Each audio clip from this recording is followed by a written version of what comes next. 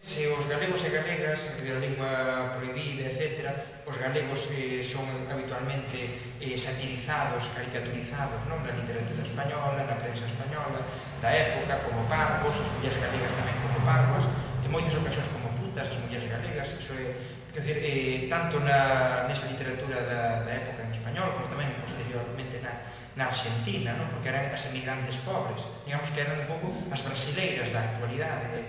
eran as galegas, que había esa faceta, de feito, vemos na literatura, pero continuamente como infrahumanos, de alguna forma, como seres de segundo, de infrahumanos, porque utilizaban antes puto que gallego, el gallego se parece al asno, solo que el asno es mejor porque... E ante iso nos salía un poema como este tan precioso, que se titula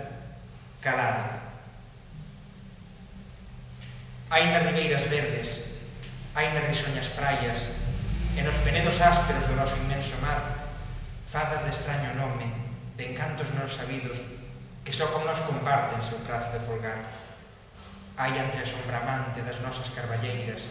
e das cutiñas frescas no vívido esplendor, e no rumor das frontes, espíritos cariñosos, que sós que aquí naceron lles dan falas de amor. E hai nas montañas nosas, e nestes nosos ceos, en canto aquí ten vida, en canto aquí ten ser, cores de brillo suave, de transparencia húmida, de vaguedade incerta, que a nós só dá prazer.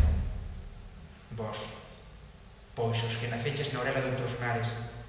que vos quentás a llama de vivos lumiares, e só vivir vos compre, baixo un arrente sol, calad, se entendedes encantos destes lares, calme entendendo os vosos, tamén calamos nós. Tremenda, non? Tremenda, fronte á ofensa, á asunción plena da dignidade, non? E ademais di cousas,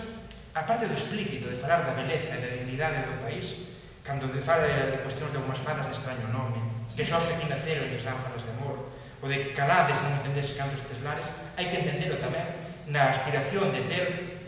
impulsar a lingua galega e tamén de ter unha literatura escrita neste